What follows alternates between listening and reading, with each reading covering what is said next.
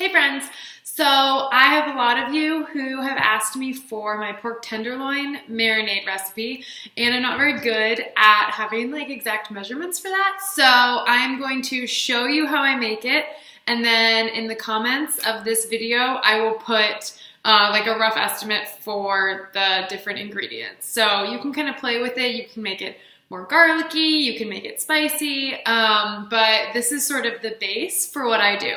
So whenever I'm marinating meat, especially pork, I use regular olive oil.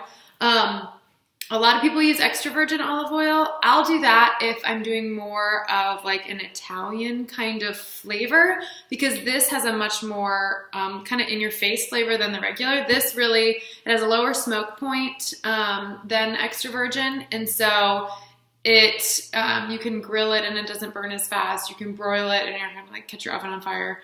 And then it also just has a milder flavor, so it can take on the other flavors of what you're using, which is why I like to use it on pork, because I think olives and pork would be weird together. So anyway, the things you'll need for this are olive oil, soy sauce, I use the low sodium kind, ground ginger, honey, and then garlic. I prefer to use actual garlic cloves, but I don't have any today, so I keep some of the minced stuff in the fridge. Say what you will about it, but it works. So in a pinch, you can do that. Otherwise, pressed garlic is the best for marinades because it kind of smears around. So I've got one pork tenderloin in my bag here, and I'm gonna pour about that much olive oil on and kind of rub it around on there.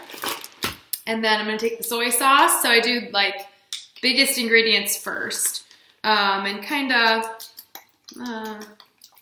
do that. So I kind of do about maybe 6 or 7 splashes. And then honey, so like a nice big squeeze of honey, maybe back and forth a couple times.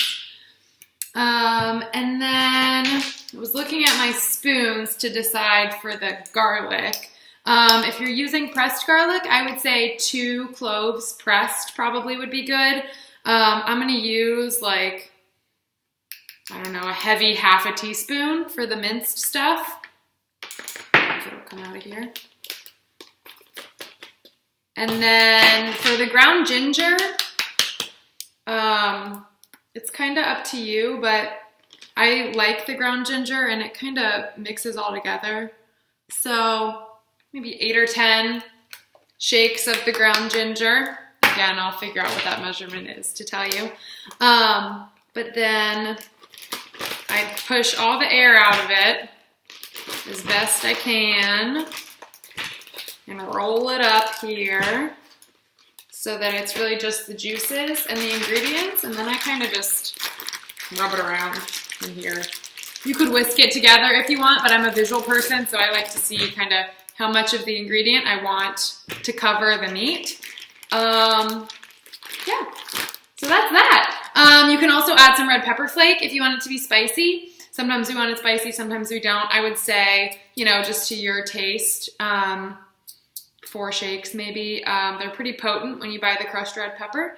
So that's that. And then I will either grill it on like medium high or broil it on maybe the second rack down. For like 12 minutes on each side, and then I kind of rotate it until it's done. We use a meat thermometer to check when it's done. You can cut into it if you want, but then all the like good yummy juices go out. So that is up to you, but that's how I do it. So enjoy. I hope you like it. That is a go-to easy recipe. You guys all probably have all those things in your cabinets. And now dinner's ready, so easy enough.